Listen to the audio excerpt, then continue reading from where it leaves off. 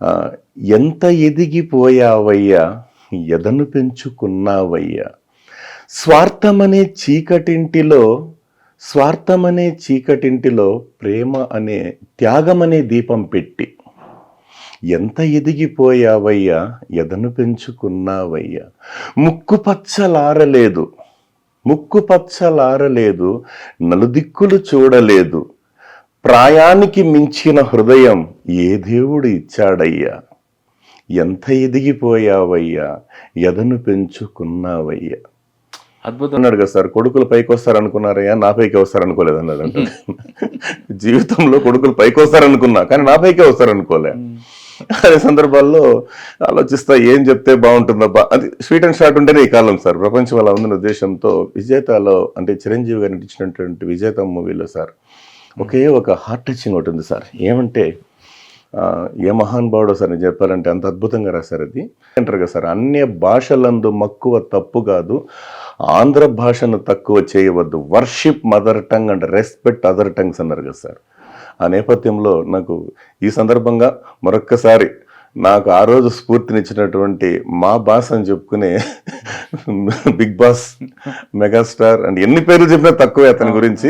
అనుక్షణం ప్రతిక్షణం కదిలించే సన్నివేశం అది ఆయనకే సొంతం. 10 కాలాల పాటు భగవాన్ ఆయనకు నిండు నూరేళ్లు ఆయుర ఆరోగ్యాలు ప్రసాదించాలని మనస్ఫూర్తిగా భగవంతుని, అల్లాని, జీసస్ని కోరుకుంటున్నాను సార్.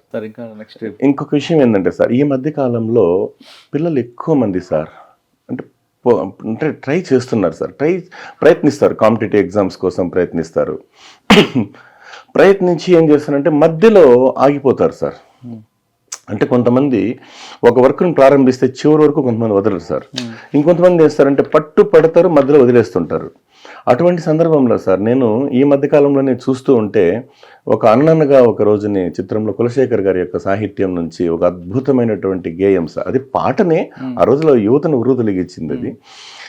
కానీ దాంతో చాలా స్ఫూర్తి ఉంది సార్. ఆ పాటలో ఒక స్ఫూర్తి ఉన్న ఉద్దేశంతో, ఎందుకంటే సార్ కొంతమంది పాటలు పాడితే రాళ్ళు కరిగిపోతాయి సార్, కొంతమంది పాటలు పాడితే రాళ్ళు పడతాయి. అందుకే నేను మాటలు నేర్చుకున్నా. దాంతో సార్ ఒక హార్ట్ టచింగ్ సన్నివేశం ఉంది సార్.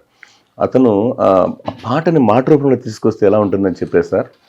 అనుకుంటే కానిది ఏమున్నది, మనిషి అనుకుంటే కానిది ఏమున్నది, చలిచీమే ఆదర్శం. చలిచీమ అంటారు కదా సార్, నల్ల చీమ ఒక నూక ముక్కను తీసుకొని, తన తల బరువు కన్నా ఎక్కువ నూక ముక్కను తీసుకొని కిందకి పడుతూ లేస్తూ ఉంటుంది సార్. మళ్ళీ పడుతుంది, మళ్ళీ ఏం చేస్తుందంటే మళ్ళీ లేస్తుంది. తన గమ్యం చేరేంత వరకు 100 సార్లు పడినా తన తీసుకొని వెళ్ళిపోతుంది సార్. దాన్ని స్ఫూర్తిగా తీసుకోమంటున్నాం. ఇప్పుడు చిన్న ఒక్కసారి ఫెయిల్యూర్ అయితే యువత ఏమంటున్నారంటే నేను ఈ పని చేయలేనేమో అన్నట్టు వెనక్కిపోతారు. కొంతమంది బిడ్డలు ట్రై చేసి try and try never cry, one day you can fly in the sky అని దూసుకెళ్తారు సార్. అందుకే అనుకుంటే కానిది ఏమున్నది, మనిషి అనుకుంటే కానిది ఏమున్నది, చలిచీమే ఆదర్శం, పని కాదా నీ దైవం, ఆయువే నీదనం, ఆశయం సాధనం, చెయ్యరా సాహసం, నిజయం నిశ్చయం, చిలిపి బాలుడనుకుంటే చిటిక నేలు అనుకుంటే కృష్ణుడెత్తలేడుగా గోవర్ధన భారం.